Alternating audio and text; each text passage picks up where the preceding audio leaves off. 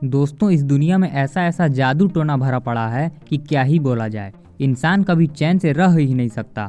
इंसान ही इंसान की परेशानी का कारण बना हुआ है। मतलब जरा सोचिए कि दुनिया में एक ऐसा भी टोना टोटका है जो के द्वारा किया जाता है। हद है। एक तो वैसे भी अभी तक उद्घाटन नहीं हुआ है और ऊपर से ये सब चीजें दिमाग में और भी ज्यादा फोबिया क्रिएट कर दे रही हैं। हम ये सब आपको इसलिए बता रहे हैं क्योंकि आज हम जिस मूवी के बारे में आपको बताने जा रहे हैं वो भी इसी सेक्सुअल टोने टोटके पर आधारित है। आगे बढ़ने से पहले आप सभी से रिक्वेस्ट है कि अगर आप चैनल पर पहली बार आए हैं तो इसे सब्सक्राइब कर बेल आइकॉन को प्रेस कर लीजिए ताकि हमारे लेटेस्ट अपडेट्स आप तक पहुंचते रहें।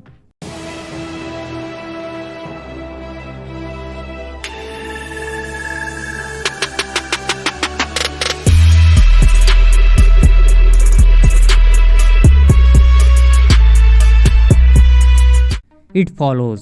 यह एक मिस्ट्री हॉरर मूवी है जिसे डेविड रॉबर्ट मिचेल ने लिखा और डायरेक्ट किया है। यह मूवी अमेज़न प्राइम वीडियो पर अवेलेबल है। कहानी में हम देखते हैं जे नाम की एक कॉलेज स्टूडेंट अपने बॉयफ्रेंड के साथ डेट पर जाती है। थिएटर में मूवी देखते वक्त उसके बॉयफ्रेंड की तबीयत कुछ ठीक नहीं लग रही थी। वो बार बार इधर उधर देखने लगता है जैसे कि वो किसी को ढूंढ रहा हो या फिर किसी से बच रहा हो।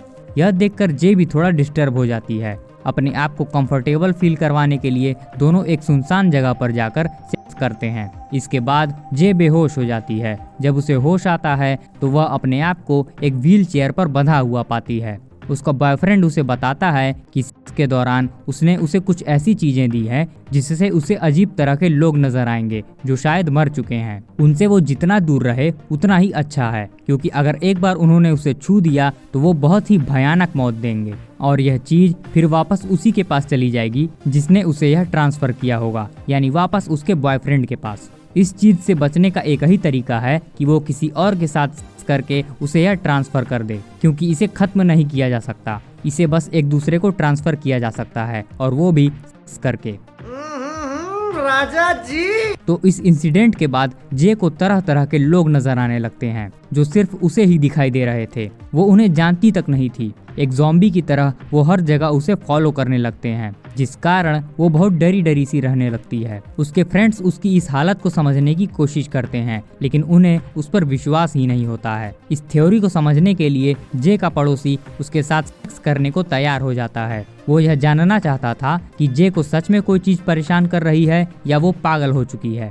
सेक्स करने के बाद वो चीज उसके पड़ोसी को तो ट्रांसफर हो जाती है, लेकिन जब तक वो इसे समझ पाता तब तक उसकी मौत हो जाती है और वो चीज फिर से वापस उसके प्राइमरी सोर्स जे के पास चली जाती है, जैसा कि उसके बॉयफ्रेंड ने बताया था। वह फिर से परेशान हो जाती है। बहुत हिम्मत करके वो दोबारा इसे ट्रांसफर करने की कोशिश करती है, लेकिन ट्रांसफर होने के बावजूद भी वो अनआइडेंटिफाइड मिस्टीरियस लोग उसे दिखाई दे रहे थे। अब ये चीज क्या है, कहां से शुरू हुई और ये के द्वारा ही क्यों ट्रांसफर होती है, इसके बारे में कोई जानकारी नहीं दी गई है और इन्हीं सारे सवालों से भरे कंफ्यूजन के साथ मूवी खत्म हो जाती है। अब हो सकता है कि इन सब के बारे में हमें इसके सीक्वल में पता चले। वैसे अगर ध्यान से देखा जाए तो हम इस चीज को STD यानी सेक्सुअली ट्रांसमिटेड डिजीज या कर्स की कैटेगरी में रख सकते हैं, क्योंकि ये सिर्फ सेक्स करने से ही फैलती है, एड्स की तरह।